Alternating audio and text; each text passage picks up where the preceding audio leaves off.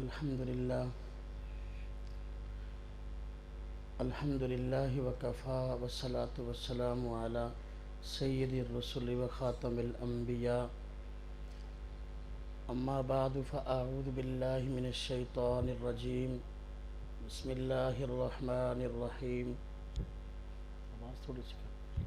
آواز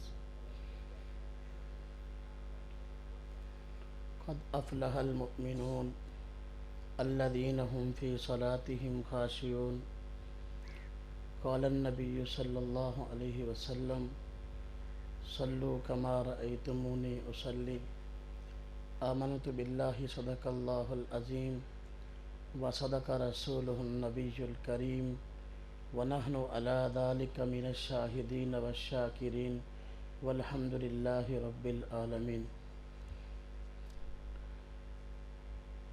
میں نے جس موضوع پر آپ حضرات کے سامنے گفتگو کرنی ہے وہ نماز میں رفع الیدین اور اس کے ترک سے متعلق بنیادی باتیں آپ حضرات کے سامنے ذکر کرنی ہیں۔ اس موضوع پہ گفتگو کرنے کی ضرورت اس لیے پیش آئی ہے کہ آج گلی کوچوں میں چوک چراہوں پہ اس مسئلے کو بیان کر کے امت مسلمہ کے اندر انتشار پیدا کیا جا رہا ہے، اور اس کی بنیاد پر دوسرے محلے میں یا اسی محلے میں مسجدیں بنائی جا رہی ہیں۔ آپ حضرات کی خدمت میں یہ بات عرض کروں، تاریخ میں یہ مسئلہ پہلے بھی اختلافی رہا ہے، لیکن انگریز کے ہندوستان میں آنے سے پہلے کبھی ایسا نہیں ہوا کہ مختلف لوگوں کا آپس میں اس مسئلے پہ بحث و مباحثہ ہوا ہو، اس مسئلے پہ اختلاف ہوا ہو، ایک فریق نے دوسرے کے پیچھے اس وجہ سے نماز پڑھنا چھوڑ دی ہو کہ تم نماز میں رفع الیدین نہیں کرتے، اس لیے ہماری تمہارے پیچھے نماز نہیں ہوتی، ہم اپنی مسجد الگ بنائیں گے۔ انگریز کے ہندوستان میں آنے سے پہلے کبھی تاریخ میں ایسا واقعہ پیش نہیں آیا، لیکن آج ہم کثرت سے ایسے واقعات ہوتے دیکھ رہے ہیں کہ دوسرے محلے میں یا اسی محلے میں مسجد اس بنیاد پہ بن رہی ہے کہ کچھ لوگ مسجد سے اس لیے نکل جاتے ہیں کہ اس مسجد کے امام نماز میں رفع الیدین نہیں کرتے، ہماری ان کے پیچھے نماز نہیں ہوتی، اس لیے ہم اپنی مسجد الگ بنائیں گے۔ اب ایسی کتابیں چھپنا شروع ہوئی ہیں جن میں برملا یہ بات کہی جاتی ہے کہ نماز میں رفع الیدین کرنا نماز کا ایک رکن اور فرض ہے۔ دیوبندی حضرات نماز کے اس فرض کو ادا نہیں کرتے، اس لیے ان کے پیچھے نماز نہیں ہوتی۔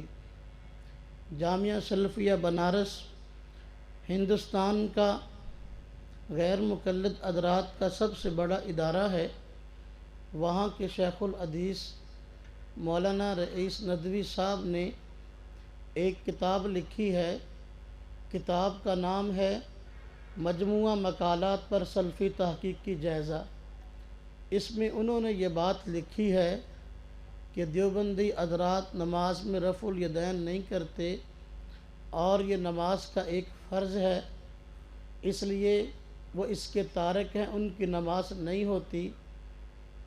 اب جب اس مسئلے کو اس حد تک لے جایا گیا، گلی اور کوچوں میں اس کی بنیاد پر اختلاف اور انتشار کی فضا قائم کی گئی تو ہم بھی مجبور ہوئے اس بات پہ کہ اس مسئلے کی وضاحت لوگوں کے سامنے پیش کریں۔ بات یہ ہے، نبی کریم صلی اللہ علیہ وسلم نے مختلف مواقع پر بہت سے عمل اور بہت سے کام ایسے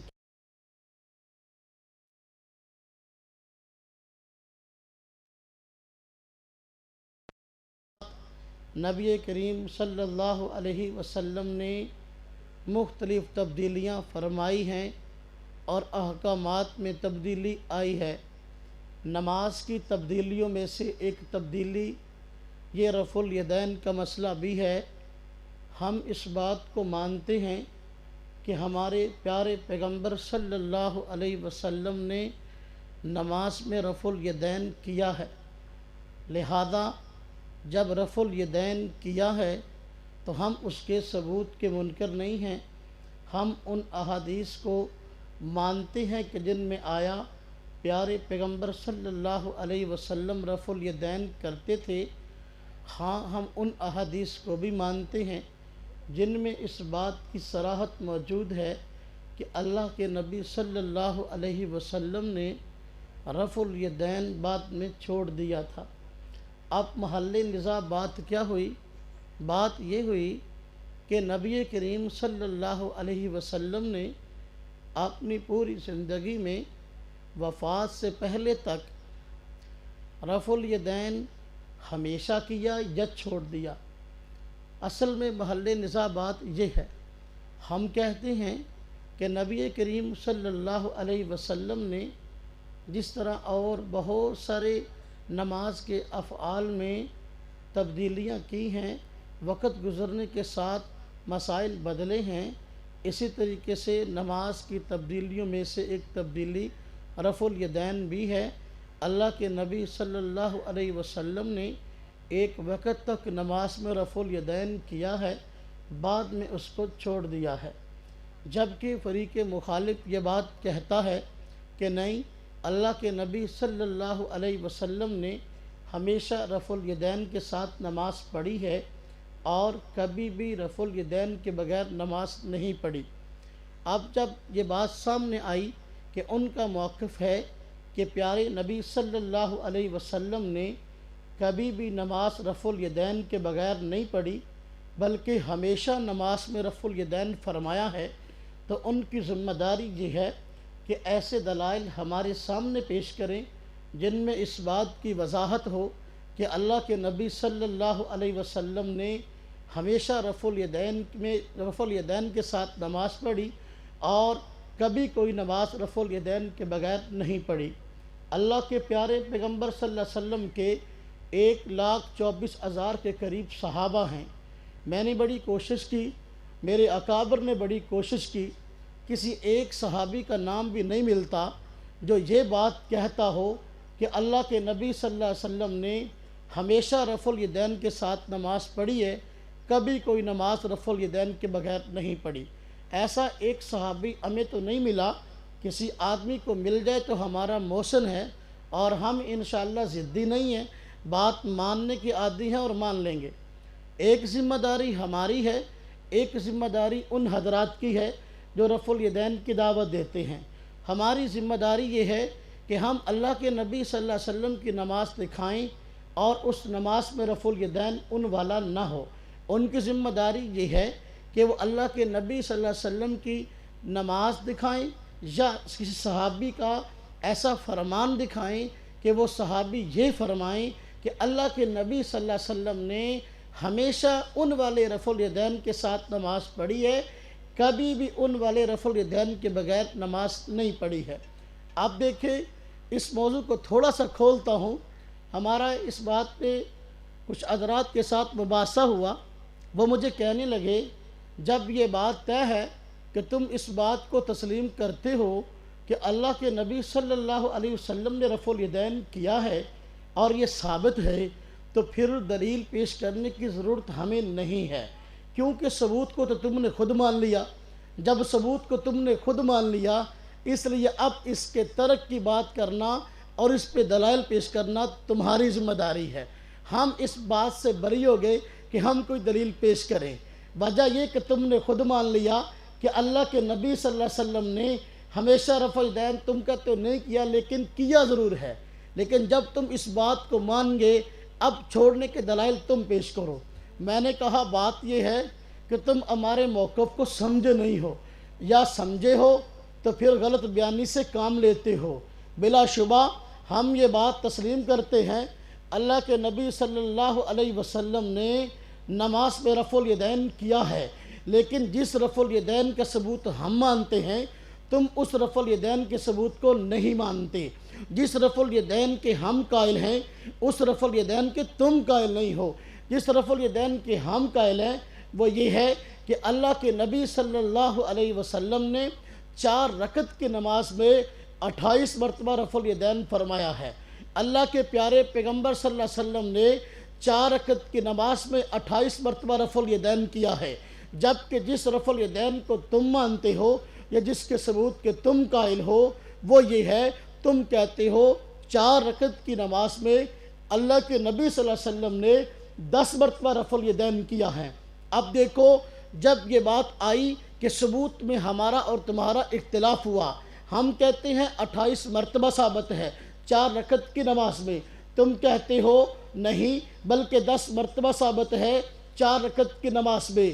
18 مرتبہ رفع الیدین کے تم منکر ہوئے اور کہتے ہمیں ہو کہ تم رفع الیدین کی حدیثوں کو نہیں مانتے۔ اب یہاں بات یہ ہے، آپ کبھی کسی آدمی سے یہ بات کرے تو وہ آپ کو کہے گا پہلے تو ہمیں یہ بتاؤ اللہ کے نبی صلی اللہ علیہ وسلم سے 28 مرتبہ رفع الیدین کی تفصیل کیا ہے۔ اگر آپ کی بات ہو اور آپ بتا نہ سکے کہ 4 رکعت کی نماز میں رفع الیدین ہے کیسے اور اس کی تفصیل کیا ہے، دوسری بات کہ اس رفع الیدین پہ دلائل کیا ہیں، میں آپ حضرات کی خدمت میں وقت بہت مختصر ہے ان 28 مقامات کا تذکرہ کرتا ہوں جن میں رفع الیدین اللہ کے نبی صلی اللہ علیہ وسلم سے ثابت ہے۔ دیکھیں جو غیر مقلد حضرات ہیں 4 رکعت کی نماز میں 10 مرتبہ رفع الیدین کرتے ہیں۔ 4 رکعتوں کے اندر رکوع کتنے ہیں جی؟ 4۔ جب 4 رکعتوں میں رکوع 4 ہیں، رکوع سے اٹھتے ہوئے بھی رفع الیدین کرتے ہیں اور رکوع کو جاتے ہوئے بھی رفع الیدین کرتے ہیں، 4 کو 2 سے ضرب دے تو 8 ہوا، اور 9واں شروع نماز کا رفع الیدین، اور 10واں جس رفع الیدین کو وہ کرتے ہیں کہ 4 رکعت کی نماز میں پہلے قعدہ سے اٹھنے کے بعد جب تیسری رکعت کے لیے کھڑے ہوتے ہیں تو اس وقت رفع الیدین کرتے ہیں۔ یہ وہ رفع الیدین ہے جو وہ کرتے ہیں 4 رکعت کے اندر 10 مرتبہ۔ جو 18 مرتبہ اس کے علاوہ احادیث سے ثابت ہے وہ یہ ہے کہ 4 رکعت کی نماز میں سجدے کتنے ہیں جی؟ 4 رکعت کی نماز میں 8 سجدے ہیں۔ جب 4 رکعت کی نماز میں 8 سجدے ہیں تو حدیث میں آیا اللہ کے پیارے پیغمبر صلی اللہ علیہ وسلم سجدے کو جاتے ہوئے بھی رفع الیدین کرتے تھے، سجدے سے اٹھتے ہوئے بھی رفع الیدین کرتے تھے۔ جب 4 رکعت کی نماز میں 8 سجدے ہوئے، 8 کو 2 سے ضرب دے تو کتنا ہوا؟ 16۔ 16 یہ ہو گئے اور 10 پہلے ہو گئے جن کے وہ قائل ہیں، کل کتنا ہو گیا؟ 26۔ اسی طرح روایات میں یہ بات آئی ہے کہ اللہ کے نبی صلی اللہ علیہ وسلم ہر اونچ نیچ پر رفع الیدین کرتے تھے۔ بعض روایات میں یہ بھی آیا کہ اللہ کے نبی صلی اللہ علیہ وسلم ہر تکبیر کے ساتھ رفع الیدین کرتے تھے۔ جب یہ بات ہے تو ان احادیث کا تقاضا یہ ہے کہ اللہ کے نبی صلی اللہ علیہ وسلم جب دوسرے سجدے سے اٹھتے اس وقت رفع الیدین الگ کرتے، جب دوسری رکعت کو کھڑے ہوتے اس وقت رفع الیدین الگ کرتے، جب دوسری رکعت کو کھڑے ہوتے وقت بھی رفع الیدین الگ ہے تو کل کتنی مرتبہ ہو گیا؟ 27۔ اسی طریقے سے اس ہر اونچ نیچ پر رفع الیدین، ہر تکبیر کے ساتھ رفع الیدین کی روایات کا تقاضا یہ ہے کہ جب تیسری رکعت پڑھنے کے بعد انسان فارغ ہو، دوسرے سجدے سے اٹھ کر سجدے والا رفع الیدین ہو تو پھر جب کھڑا ہو تو اس وقت بھی رفع الیدین ہو۔ تو یہ 28واں رفع الیدین ہے۔ 4 رکعت کی نماز میں 28 مرتبہ رفع الیدین یہ حدیث میں آیا ہے۔ اب جب ان بھائیوں کو ہم کہتے ہیں کہ بھی اللہ کے بندو جس رفع الیدین کے ہم قائل ہیں تم اس کے قائل نہیں ہو، 4 رکعت کی نماز میں یہ 28 مرتبہ رفع الیدین ہے، جب یہ 28 مرتبہ رفع الیدین ہے تم 10 مرتبہ چھوڑ کرتے ہو، 18 مرتبہ چھوڑ دیتے ہو، تو تم 18 مرتبہ چھوڑنے کی وجہ سے مجرم نہیں ہو۔ بات یہ ہے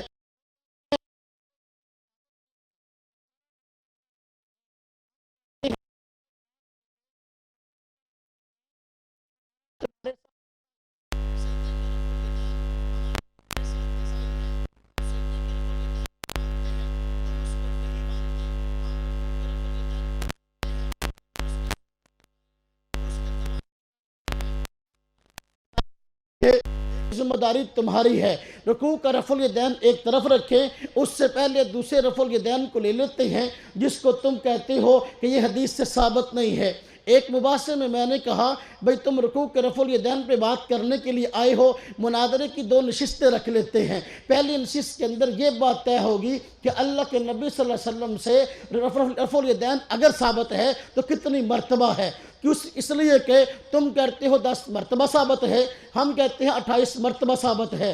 پہلی نشست کے اندر مدعی ہم ہوں گے، دلائل ہم پیش کریں گے اللہ کے نبی صلی اللہ علیہ وسلم سے کہ دیکھو 4 رکعت کی نماز میں 28 مرتبہ رفع الیدین ثابت ہے۔ جب پہلی نشست میں ہم یہ بات ثابت کر دے کہ 28 مرتبہ رفع الیدین اللہ کے نبی صلی اللہ علیہ وسلم سے ثابت ہے، اب تم نے اس کا جواب دینا ہے۔ اگر ثبوت ہم پیش کر دیں، اب اس کی جواب کی ذمہ داری تم پر پڑ جائے گی کہ تم 18 مرتبہ رفع الیدین کیوں نہیں کرتے ہو۔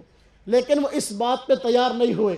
ہم نے بڑی کوشش کی، ہم نے کہا پہلی نشست میں 28 مرتبہ رفع الیدین کی بات کرتے ہیں، لیکن وہ اس بات پہ تیار نہ ہوئے۔ وہ کہنے لگے نہیں ہم تو رکوع کے رفع الیدین پہ بات کریں گے، سجدے کے رفع الیدین کی بات نہیں کریں گے۔ میں نے کہا دیکھو بات یہ ہے، سجدے کے رفع الیدین کے ثبوت کے لیے میں 2 انداز اختیار کرتا ہوں۔ ایک بات یہ ہے، وقت اگرچہ بہت مختصر ہے، ایک بات یہ ہے وہ صحابہ کرام جن سے رکوع کا رفع الیدین مروی ہے، ان صحابہ کرام سے سجدے کا رفع الیدین بھی مروی ہے۔ نمبر 2، دوسری بات یہ ہے تمہارے اکابر جو ہیں، اپنے اکابر بہت ساروں کی کتابیں پڑھو، اس میں خود سجدوں کے رفع الیدین کی روایات انہوں نے ذکر کی ہیں اور ان روایات کی تصحیح کی ہے۔ اب دیکھو اگر میں یہ بات کروں کہ اللہ کے نبی صلی اللہ علیہ وسلم سے 28 مرتبہ رفع الیدین ثابت ہے، تمہارے اکابر نے لکھا ہے، پوچھنے والا پوچھے گا ہمارے اکابر کی کون سی کتاب میں لکھا ہے کہ سجدوں کا رفع الیدین ثابت ہے اور اس کی روایات صحیح ہیں؟ میں کہتا ہوں، میں اس پہ بہت حوالہ جات رکھتا ہوں۔ نمبر 1، نماز نبوی مشہور کتاب ہے، شیخ ناصر الدین البانی مشہور غیر مقلد عالم ہے، اس نے کتاب کا موضوع ہے نماز نبوی احادیث صحیحہ کی روشنی میں، اس پہ انہوں نے سجدے کے رفع الیدین کی روایات کو ذکر کیا اور ان روایات کی تصحیح کی ہے۔ نمبر 2، شیخ عبد القادر، ان کی جو کتب ہیں اور ان کی جو تحقیقات اور تعلیقات اور حواشی ہیں، انہوں نے خود یہ بات لکھی ہے کہ سجدوں کی روایات صحیح ہیں۔ شیخ شعیب، ان کی کتابیں ہیں، ان کی تحقیقات ہیں، انہوں نے کہا ہے سجدوں کے رفع الیدین کی روایات صحیح ہیں۔ ترمذی شریف کی شرح مشہور غیر مقلد عالم شیخ احمد شاکر نے لکھی ہے، انہوں نے خود لکھا ہے سجدوں کے رفع الیدین کی روایات صحیح ہیں۔ ابھی ایک کتاب مارکیٹ میں آئی ہے، جامعہ سلفیہ بنارس کے شیخ الحدیث مولانا رئیس ندوی صاحب کی، حضرت مولانا جمیل احمد نذیری رحمۃ اللہ علیہ کی کتاب تھی، رسول اکرم کا طریقہ نماز، اس کا جواب دیا اور اس کتاب کا نام رکھا رسول اکرم کا صحیح طریقہ نماز۔ رسول اکرم کے صحیح طریقہ نماز میں انہوں نے کئی روایات اس نقل کی ہیں کہ اللہ کے نبی صلی اللہ علیہ وسلم جو ہے سجدے میں رفع الیدین کرتے تھے، سجدے کو جاتے ہوئے بھی، سجدے کو اٹھتے ہوئے۔ اسی طریقے سے آئیے فتاویٰ علماء حدیث مشہور فتاویٰ ہے، اس فتاویٰ کی 4 جلد میں سوال پوچھا گیا کہ اللہ کے نبی صلی اللہ علیہ وسلم سے سجدوں کا رفع الیدین ثابت ہے؟ انہوں نے کہا بالکل ثابت ہے، روایات صحیح ہیں۔ پوچھا گیا اس رفع الیدین کو اگر کوئی آدمی نہیں کرتا تو کیا وہ سنت کا تارک ہوگا؟ کہنے والے نے کہا، جواب دینے والے نے جواب دیا بالکل وہ اس سنت کا تارک ہوگا۔ پوچھنے والے نے پوچھا کیا کوئی اس سنت کو زندہ کرے گا اس کو 100 شہید کا ثواب ملے گا؟ جواب دینے والے نے جواب دیا بالکل اس سنت کو کوئی آدمی زندہ کرے گا تو اس کو 100 شہیدوں کا ثواب ملے گا۔ ایک کتاب مستقل چھپی تھی جس کا نام ہے سجدوں میں رفع الیدین سنت ہے، لکھنے والے غیر مقلد عالم مولوی محمد حسین سلفی ہیں۔ اب یہ کتاب مستقل اس موضوع پر ہے، اس میں وہ احادیث جمع کی گئی ہیں جن میں اس بات کا ثبوت ہے کہ سجدوں کا رفع الیدین اللہ کے نبی صلی اللہ علیہ وسلم سے ثابت ہے۔ ایک کتاب مستقل لکھی گئی، کتاب کا نام ہے فضل الودود فی تحقیق رفع الیدین للسجود، لکھنے والے غیر مقلد عالم ابو حفص الداجلی ہیں۔ کتاب کا موضوع یہ ہے سجدوں کا رفع الیدین سنت ہے، جو اس پہ عمل نہیں کرتا وہ اس کا تارک ہے۔ اسی طریقے سے ایک مستقل کتاب شیخ عبدالحق غیر مقلد کی لکھی ہوئی ہے، ان کی کتاب کا موضوع بھی یہ ہے سجدوں کا رفع الیدین سنت ہے۔ ایک کتاب مارکیٹ میں ملتی ہے، کتاب کا نام ہے نیل المرام، یہ نواب صدیق حسن خان جو ان حضرات کے ہاں اور وہ اس کو سمجھتے ہیں کہ ہماری اس صدی کے مجدد تھے، ان کی کتاب ہے۔ اس کتاب کی آخری صفحات پر سورہ کوثر کی تفسیر میں انہوں نے لکھا ہے، حضرت علی رضی اللہ عنہ سے روایت نقل کی ہے کہ ہر چیز کی ایک زینت ہے، نماز کی بھی ایک زینت ہے، نماز کی زینت ہر تکبیر کے ساتھ رفع الیدین کرنا ہے۔ اب دیکھیں غالباً شاید میں نے 10 کے قریب حوالے دے دیے، اگر میں اس پہ مزید حوالے دینا چاہوں الحمدللہ ایک لمبی قطار موجود ہے، لیکن وقت نہیں ہے۔ میں آپ حضرات کے سامنے یہ بات رکھنا چاہتا تھا کہ اللہ کے نبی صلی اللہ علیہ وسلم سے 28 مرتبہ رفع الیدین ثابت ہے، جو فرقہ 10 مرتبہ کرے 18 مرتبہ نہ کرے اور ہم سے اس مسئلے کی بنیاد پر جھگڑے کہ تم رفع الیدین نہیں کرتے، تمہاری نماز ناقص ہے، ہم اسے کہیں گے 18 مرتبہ تو نہیں کرتا، اپنی نماز کے بارے میں کیا خیال ہے؟ اگر نماز میں رفع الیدین کرنا کمال کی بات ہے، جو زیادہ رفع الیدین کرے اس کی نماز زیادہ کامل ہے، تو پھر اس مسئلے میں دیکھو شیعہ تو اس سے زیادہ رفع الیدین کرتا ہے، وہ تو اس سے زیادہ رفع الیدین کا قائل ہے، کیا اس کی نماز تو اس سے زیادہ کامل ہے؟ اب میں ایک اور بات کہوں گا، دیکھو انصاف کی بات کرو، جو صحابہ کرام رکوع کا رفع الیدین کرتے ہیں وہ سجدے کا رفع الیدین بھی ذکر کرتے ہیں، اور ان سے ہی ترک رفع الیدین مروی ہے۔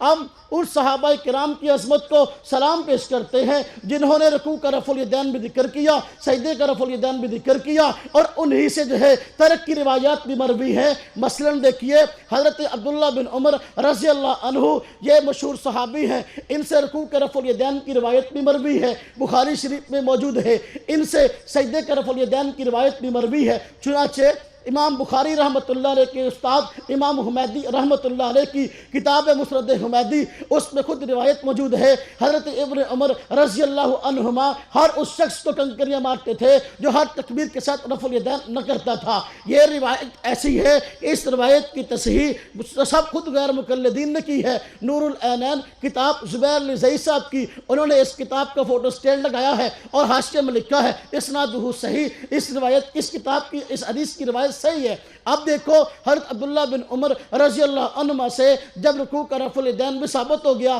سجدوں کا رفع الیدین بھی ثابت ہو گیا، اب میں اس کے ترک کی بات کرتا ہوں۔ اس کے ترک کی بات کروں، امام حمیدی رحمۃ اللہ علیہ نے مسند حمیدی میں حضرت ابن عمر رضی اللہ عنہما سے روایت ذکر کی ہے۔ حضرت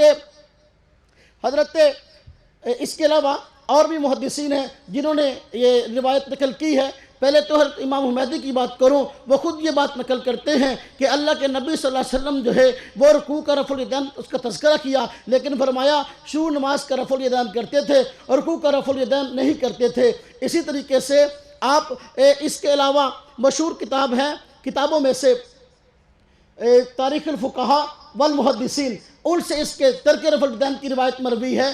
حضرت ابن عمر رضی اللہ عنہ خود فرماتے ہیں اللہ کے نبی صلی اللہ علیہ وسلم جو ہے وہ ہجرت سے پہلے رفع الیدین کرتے تھے، ہجرت کے بعد آپ نے رفع الیدین کرنا چھوڑ دیا۔ یہاں یہ بات ذہن میں رکھیں، ہمارا یہ دعویٰ نہیں ہے کہ جس دن اللہ کے نبی صلی اللہ علیہ وسلم نے ہجرت فرمائی ہے اسی دن رفع الیدین کو چھوڑ دیا تھا، ہمارا دعویٰ نہیں ہے، نہ حضرت ابن عمر کی یہ بات کا مقصد ہے، بلکہ ان کی بات کا مقصد یہ ہے وہ بتانا چاہتے ہیں رفع الیدین کا ترک ہوا کہاں ہے۔ وہ خود فرماتے ہیں دیکھو ایک آپ کی مکی زندگی ہے، ایک آپ کی مدنی زندگی ہے، ایک آپ کی ہجرت سے پہلے کی زندگی ہے، ایک ہجرت کے بعد کی زندگی ہے، تو رفع الیدین کا ترک ہجرت کے بعد کی زندگی میں ہوا ہے۔ تاریخ الفقہاء والمحدثین میں یہ روایت موجود ہے۔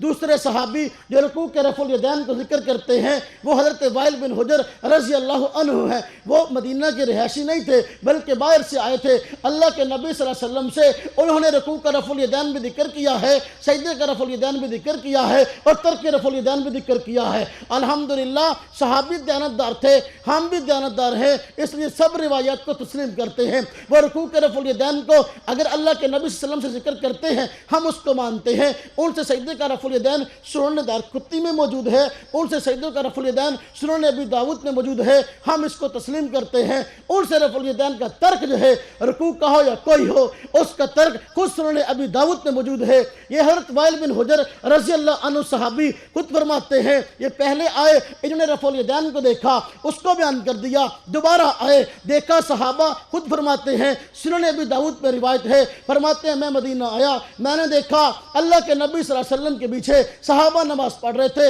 سردی کا موسم تھا، انہوں نے سردی کی وجہ سے اپنی چادریں اوڑھ رکھی تھی۔ صحابہ کرام جو ہے وہ اپنی چادروں کے اندر جو ہے شروع نماز میں رفع الیدین کرتے تھے۔ یہ وہ صحابی ہیں، انہوں نے جو دیکھا اس کو بیان کر دیا۔ ہم کہتے ہیں رکوع کا رفع الیدین بیان کیا، اپنی جگہ حق ہے، سجدے کا رفع الیدین بیان کیا، اپنی جگہ حق ہے، اس کا ترک، اس کا چھوڑنا بیان کیا، یہ اپنی جگہ پر حق ہے۔ بات سمجھ میں آ رہی؟ تیسرے صحابی حضرت مالک بن حویرث رضی اللہ عنہ ہیں۔ اب دیکھیں ان سے بھی رکوع کا رفع الیدین بھی مروی ہے، سجدے کا رفع الیدین بھی مروی ہے، اور اس کے علاوہ جو ہے وہ اس کا ترک بھی مروی ہے۔ وہ کیسے؟ دیکھیے رکوع کے رفع الیدین کی روایت امام بخاری رحمۃ اللہ علیہ نے ذکر کی ہے، اور پھر دیکھیں سجدے کے رفع الیدین کی روایت سنن نسائی اٹھائیں، سنن نسائی میں امام نسائی رحمۃ اللہ علیہ نے سجدے کے رفع الیدین کی روایت ذکر کی ہے کہ اللہ کے نبی صلی اللہ علیہ وسلم جو ہے سجدے کا رفع الیدین کرتے تھے۔ پھر امام نسائی رحمۃ اللہ علیہ اسی سے حضرت مالک بن حویرث رضی اللہ تعالیٰ عنہ سے ہی سجدے کے رفع الیدین کے ترک کی روایت لائے ہیں۔ دیکھو امام نسائی رحمۃ اللہ علیہ نے دو باب قائم کیے ہیں سجدے کے رفع الیدین سے متعلق۔ پہلا باب قائم کیا اور روایت لائے ہیں حضرت مالک بن حویرث کی، اور باب قائم کیا باب رفع الیدین للسجود، حضرت مالک بن حویرث کی روایت لائے ہیں۔ پھر اس کے ترک کا باب قائم کیا ترک رفع الیدین للسجود، اب جو ہے حضرت ابن عمر رضی اللہ عنہ کی روایت لائے ہیں جس میں انہوں نے فرمایا اللہ کے نبی صلی اللہ علیہ وسلم جو ہے سجدے میں رفع الیدین نہیں کرتے تھے۔ اب دیکھو امام نسائی ایک طرف ہے اور آج کا آدمی ایک طرف ہے، یہ کہتا ہے کہ سجدوں کا رفع الیدین ثابت نہیں ہے۔ محدثین سجدوں کے رفع الیدین کا باب قائم کرتے ہیں، روایات کو لاتے ہیں۔ امام نسائی رحمۃ اللہ علیہ ہیں وہ باب قائم کرتے ہیں باب رفع الیدین للسجود، سجدوں کا رفع الیدین ثابت ہے۔ پھر اس کے ترک کی بات کرتے ہیں ترک رفع الیدین للسجود، سجدوں کا رفع الیدین چھوڑ دیا گیا۔ معلوم ہوا ثبوت پہلے ہے چھوڑنا بعد میں ہے۔ ہم جس طریقے سے رکوع کا رفع الیدین مانتے ہیں اس کے ترک کو مانتے ہیں، سجدوں کا رفع الیدین مانتے ہیں اس کے ترک کو مانتے ہیں۔ صحابہ کرام بھی دیانتدار تھے، محدثین بھی دیانتدار تھے۔ امام نسائی رحمۃ اللہ علیہ نے رکوع کے رفع الیدین کی روایت بھی ذکر کی ہے، ترک کی روایت بھی ذکر کی ہے۔ امام ابو داؤد رحمۃ اللہ علیہ نے رکوع کے رفع الیدین کی روایت بھی ذکر کی ہے، ترک کی روایت بھی ذکر کی ہے۔ امام ترمذی رحمۃ اللہ علیہ نے رکوع کے رفع الیدین کی روایت بھی ذکر کی ہے، ترک کی روایت بھی ذکر کی ہے۔ امام بخاری کے استاد امام حمیدی رحمۃ اللہ علیہ نے رکوع کے رفع الیدین کی روایت بھی ذکر کی ہے، ترک کی روایت بھی ذکر کی ہے۔ امام بخاری رحمۃ اللہ علیہ کے استاد امام ابن ابی شیبہ نے رکوع کے رفع الیدین کی روایت بھی ذکر کی ہے، ترک کی روایت بھی ذکر کی ہے۔ امام بخاری کے استاد امام عبد الرزاق رحمۃ اللہ علیہ نے رکوع کے رفع الیدین کی روایت بھی ذکر کی ہے، اس کے ترک کی روایت بھی ذکر کی ہے۔ اس لیے ہم ان تمام روایات کو لیتے ہیں، ہم کہتے ہیں اگر وہ رکوع کا رفع الیدین ذکر کرے اس میں بھی سچے ہیں، سجدے کا رفع الیدین ذکر کرے اس میں بھی سچے ہیں، اگر وہ اس کا چھوڑنا ذکر کرے تو اس میں بھی سچے ہیں۔ وگرنہ اگر ہم بد دیانت ہوتے تو ہم ڈنڈی مارتے، لیکن الحمدللہ ہمارے اکابر نے ہمیں بد دیانتی نہیں سکھائی، اس لیے ہم دیانتداری کی بات کرتے ہیں۔ بات وقت ختم ہو رہا ہے، میں اس پہ اپنی بات کو سمیٹوں۔ ایک بات ذہن میں رکھے، رکوع کے رفع الیدین کی ہمارے پاس کوئی ایک ترجیح نہیں ہے، ہمارے پاس بہت ساری ترجیحات ہیں۔ میں کچھ ترجیحات کی طرف اشارہ کر دیتا ہوں، وگرنہ وقت ہوتا تو بڑی تفصیل سے بیان کرتا۔ نمبر ایک، آپ رکوع کے رفع الیدین کی روایت لیں اور اس کے ترک کی روایت لیں۔ اب میں کہتا ہوں جو رکوع کے ترک کے رفع الیدین کی روایات ہیں وہ راجح ہے اور اس پر عمل ہوگا، وجہ اس لیے کہ وہ اوفق بالقرآن ہے۔ امام ابو حنیفہ رحمۃ اللہ علیہ کا موقف جو ہے وہ قرآن کریم کے مطابق ہے۔ قرآن کہتا ہے قد افلح المؤمنون الذین هم فی صلاتهم خاشعون، قرآن کہتا ہے مومن لوگ کامیاب ہو گئے، وہ مومن لوگ جو اپنی نماز میں خشوع اختیار کرتے ہیں۔ اب یہ قرآن پاک کی آیت ہے، اس کی تفسیر ہم صحابی رسول مفسر قرآن حضرت عبداللہ بن عباس رضی اللہ عنہما سے لیتے ہیں۔ وہ کہتے ہیں نماز میں خشوع اختیار کرنے والے وہ لوگ ہیں جو نماز پر رفع الیدین نہیں کرتے۔ امام ابو حنیفہ رحمۃ اللہ علیہ کے موقف کی خوبی یہ ہے کہ یہ قرآن کے مطابق ہے، اوفق بالقرآن ہے۔ دوسری وجہ کہ اللہ کے نبی صلی اللہ علیہ وسلم کی جو روایت ہیں اگر ان میں بظاہر تعارض نظر آئے، اس تعارض کے حل کے لیے امام ابو حنیفہ رحمۃ اللہ علیہ یہ موقف اختیار کرتے ہیں کہ اللہ کے نبی صلی اللہ علیہ وسلم کا جو آخری دور کا عمل ہے ہم اس کو لیں گے۔ اب دیکھیں امام بخاری رحمۃ اللہ علیہ نے بھی روایت کی ترجیح میں اس اصول کو بیان کیا ہے، اگر ایک موقف سے متعلق اللہ کے نبی صلی اللہ علیہ وسلم سے مختلف افعال مروی ہو تو آخری عمل کو ترجیح ہوگی۔ جب یہ بات ہے تو اللہ کے نبی صلی اللہ علیہ وسلم کا آخری عمل ترک رفع الیدین ہے، اس لیے ہم اس کو اختیار کرتے ہیں۔ خود الرشد الندیہ میں نواب صدیق اصغر خان نے حضرت عبداللہ بن مسعود رضی اللہ عنہ کی روایت کے تحت اس بات کو ذکر کیا ہے کہ ہاں بالکل اس بات میں احتمال ہے کہ جو نماز عبداللہ بن مسعود رضی اللہ عنہ نے ذکر کی ہے نبی پاک صلی اللہ علیہ وسلم کی، یہ آپ کی آخری دور کی نماز ہو۔ جب یہ بات ہے تو اللہ کے نبی صلی اللہ علیہ وسلم کی آخری دور کی نماز کو ہم لیتے ہیں جو آپ اپنی امت کو دے کر گئے ہیں۔ اور اس طریقے سے ہمارے دلال کی ترجیحات میں سے یہ ترجیح ہے امام ابو حنیفہ رحمۃ اللہ علیہ جب ایک روایت سے متعلق ایک مسئلے سے متعلق روایات مختلف ہو تو پھر وہ اس موقف کو اختیار کرتے ہیں جو موقف خلفائے راشدین کا ہو۔ اس موقف کے اندر خلفائے راشدین جو ہے ترک رفع الیدین کے قائل ہے۔ خود حضرت عبداللہ بن مسعود رضی اللہ عنہ فرماتے ہیں میں نبی پاک سے پیچھے نماز پڑھی، میں نے ابوبکر صدیق کے پیچھے نماز پڑھی، میں نے حضرت عمر فاروق کے پیچھے نماز پڑھی، ان میں سے کوئی بھی شروع نماز کے علاوہ رفع الیدین نہیں کرتا تھا۔ یہ روایت مسند ابی یعلا میں بھی موجود ہے، سنن دارقطنی میں بھی موجود ہے، اور حضرت علی رضی اللہ عنہ سے روایت امام طحاوی رحمۃ اللہ نے ذکر کی ہے اور رفع الیدین کے نصب پر استدلال کیا ہے۔ جب یہ بات ہے اور پھر مصنف ابن ابی شیبہ امام بخاری رحمۃ اللہ علیہ کے استادوں میں سے ہیں، امام ابن شیبہ، وہ اپنی اس کتاب کے اندر یہ بات ذکر کرتے ہیں حضرت علی رضی اللہ تعالی عنہ جو ہے ترک رفع الیدین کے قائل ہے، اور ان کے شاگرد سارے کے سارے جو ہے وہ ترک رفع الیدین کے قائل ہے۔ اور پھر حضرت علی کے متعلق آتا ہے مسائل سے متعلق حضرت عمر رضی اللہ عنہ سے تبادلہ خیال کرتے تھے، حضرت ابن مسعود سے متعلق آتا ہے مسائل سے متعلق حضرت عمر سے تبادلہ خیال کرتے تھے۔ جو موقف حضرت عمر کا ہے وہ موقف ابن مسعود رضی اللہ عنہ کا ہے، جو موقف حضرت عمر کا ہے وہ موقف حضرت علی کا ہے۔ جب یہ بات ہے امام ابو حنیفہ رحمۃ اللہ علیہ ترجیح دیتے ہیں اس موقف کو، خلفائے راشدین جس طرف گئے ہیں اس کو ترجیح ہے۔ امام محمد رحمۃ اللہ علیہ نے اپنی کتاب الحجہ علی اہل مدینہ میں یہ اصول اختیار کیا ہے کہ زیادہ ثقہ سے جو روایت مروی ہوگی اس کو ترجیح ہوگی، اس لیے ہم اس کے قائل ہے۔ پھر آگے آئے، وقت ختم ہو رہا ہے، منٹ صرف 3 باقی ہیں، میری بات بہت زیادہ باقی تھی لیکن اور سمیٹتا ہوں۔ امام ابو حنیفہ رحمۃ اللہ علیہ کے اصولوں میں یہ بات ہے، وہ یہ دیکھتے ہیں کہ جس معاشرے میں روایت دی گئی ہے اس معاشرے میں اس روایت پر عمل ہے کہ نہیں ہے، وہ دیکھتے ہیں جس روایت پر عام عمل ہو اس روایت کو لے لیتے ہیں۔ رفع الیدین کی روایت بھی مروی تھی، ترک رفع الیدین کی بھی تھی، لیکن دیکھو جب امام ابو حنیفہ رحمۃ اللہ نے غور کیا اسلام کے جو بڑے مراکز تھے وہاں پر رفع الیدین رکوع کا نہیں ہو رہا تھا۔ چنانچہ آپ دیکھیں مدینہ والے اس دور کے رفع الیدین نہیں کرتے تھے۔ امام مالک رحمۃ اللہ علیہ نے اس لیے یہ موقف اختیار کیا ہے کہ وہ ترک رفع الیدین کے قائل ہیں۔ بدایت المجتہد میں خود جو ہے وہ علامہ ابن رشد نے یہ بات لکھی ہے، وہ کہتے ہیں امام مالک کا موقف ترک رفع الیدین کا ہے ہی اس لیے کہ مدینہ شہر کے لوگ جو ہے رفع الیدین نہیں کرتے تھے۔ آپ دیکھیں سنن ابی داؤد میں خود روایت موجود ہے حضرت میمون مکی سے، وہ خود فرماتے ہیں میں نے حضرت عبداللہ بن زبیر کو ایسی نماز پڑھتے ہوئے دیکھا ہے، کسی کو میں نے یہاں کسی کو ایسی نماز پڑھتے ہوئے نہیں دیکھا۔ آپ عبداللہ بن زبیر رضی اللہ عنہ پہلے ان کی غلط فہمی تھی، وہ رفع الیدین کرتے تھے، بعد میں ان سے ترک کی روایت بھی مروی ہے، علامہ عینی نے ذکر کی ہے، میں اس پہ بات نہیں کرتا، حضرت میمون مکی کی بات کرتا ہوں۔ حضرت میمون مکی کہتے ہیں میں نے عبداللہ بن زبیر کو ایسی نماز پڑھتے ہوئے دیکھا، یہاں کسی کو ایسی نماز پڑھتے نہیں دیکھا۔ مکہ تو ایسا شہر ہے جو اسلام کا مرکز ہے، پوری دنیا سے لوگ حج عمرہ کرنے کے لیے وہاں آتے ہیں، وہ کہتے ہیں میں نے کسی کو رفع الیدین کرتے نہیں دیکھا۔ یہ عملی ترک ہے۔ امام ابو حنیفہ رحمۃ اللہ علیہ عملی ترک کو لیتے ہیں۔ امام ترمذی رحمۃ اللہ علیہ رفع الیدین کی روایت میں ذکر کرتے ہیں، ترک کی روایت میں ذکر کرتے ہیں۔ جب ترک کی بات آئی ہے اور اس پہ عمل کی بات آئی ہے، انہوں نے یہ بات کی ہے اہل کوفہ سے متعلق کہ کوفہ کے جتنے لوگ ہیں وہ کوئی بھی ان میں رفع الیدین نہیں کرتا، کوفہ کے سارے ترک رفع الیدین کے قائل ہیں۔ جب یہ بات ہے اسلام کے 3 مراکز کے اندر اس دور کے اندر رکوع کے رفع الیدین پر عمل نہیں تھا۔ جب یہ بات تھی امام ابو حنیفہ رحمۃ اللہ علیہ جو ہے وہ عمل کو دیکھتے ہیں،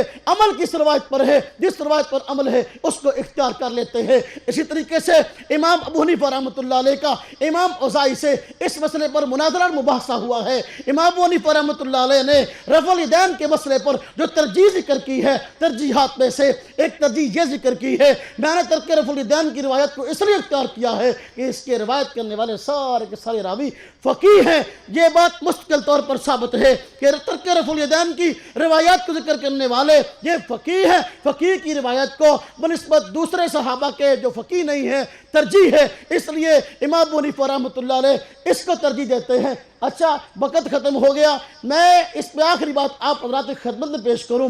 بسا اوقات ہم جب روایت پیش کرتے ہیں تو پیش کرنے والا کہہ دیتا ہے کہ جی اس پہ تو کوئی باب دکھائیں، اس پہ باب دکھائیں۔ کسی نے ترک رفع الیدین کا باب قائم کیا ہو، جس حدیث کی کتاب سے آپ روایت پیش کرتے ہیں، کیا اس کے محدث نے ترک رفع الیدین کا باب قائم کیا؟ میں نے بخاری سے روایت پیش کی حضرت ابو حمید سعدی رضی اللہ عنہ کی ترک رفع الیدین کی۔ میں نے کہا جس بخاری کو تم لیے پھرتے ہو اس بخاری کو ہم بھی لیتے ہیں، ہم بھی پڑھتے ہیں، ہمیں بھی بخاری آتی ہے۔ اسی بخاری شریف کے اندر جو ہے حضرت ابو حمید سعدی سے ترک رفع الیدین کی روایت مروی ہے۔ وہ مجھے کہنے لگا باب کون سا قائم کیا ہے؟ میں نے کہا بھائی فقہ البخاری فی تراجم ہی، بھائی باب تو امام بخاری کی فقہ ہے، تم فقہ کا دشمن ہو، پھر ایسی بات کیوں کرتے ہو؟ کہتے نہیں باب دکھاؤ تو پھر مانوں گا۔ میں نے کہا مان لو گے؟ کہتا ہے بالکل۔ میں نے کہا امام نسائی نے باب قائم کیا ہے ترک ذالک، پہلے رکوع کے رفع الیدین کی روایت کو ذکر کیا اور رکوع کے رفع الیدین کا باب قائم کیا ہے، پھر ترک رفع الیدین کی روایت لائے، اس سے پہلے باب قائم کیا ترک ذالک، پھر دوسرا باب قائم کیا ہے اور رخصت بھی ترک ذالک۔ میں نے کہا یہ دیکھو یہ باب ہے۔ اب وہ میرے منہ کی طرف دیکھنے لگا، اب کہتا ہے یہ باب اپنے کہیں اور سے ثابت کیا۔ میں نے کہا نیچے روایت بھی تو وہی لکھی ہوئی ہے۔ پھر میں نے کہا تم نہیں مانو گے، ہمارا منوانا کام بھی نہیں ہے۔ جب پیغمبروں کا منصب یہ تھا کہ بات کو پہنچا دیتے تھے، ہم بھی بات کو پہنچا دیتے ہیں۔ ارے باپ تو باپ، آپ باپ کی نہیں مانیں گے؟ اگر آپ باپ کی مان لیتے تو بات یہاں تک نہ پہنچتی۔ تم سب کے باپ شیخ الکل نذیر حسین دہلوی رحمۃ اللہ علیہ جو ہے، آپ دیکھو ان کا فتاوی نظیریہ ہی کھول لو، وہ بیچارے خود کہتے ہیں بھئی رفع الیدین کے مسئلے پہ لڑو نہیں، اس پہ جھگڑو نہیں، بھئی اس پہ نفرت نہ پھیلاؤ، اس لیے کہ اللہ کے نبی صلی اللہ علیہ وسلم سے دونوں طرح کی روایات ثابت ہیں، رفع الیدین کی بھی ثابت ہے، اس کے طرف رفع الیدین کی بھی ثابت ہے۔ جب باپ یہ بات کہتا ہے تو پھر بھائی تم اس کی نہیں مانتے تو باپ کو کہاں سے مانو گے؟ اللہ پاک ہم سب کو صحیح معنوں میں دین کی سمجھ نصیب فرمائے۔ وآخر دعوانا ان الحمدللہ رب العالمین۔ لا إله إلا الله، لا إله إلا الله، لا إله إلا الله، ما لنا رب سواه. لا إله إلا الله.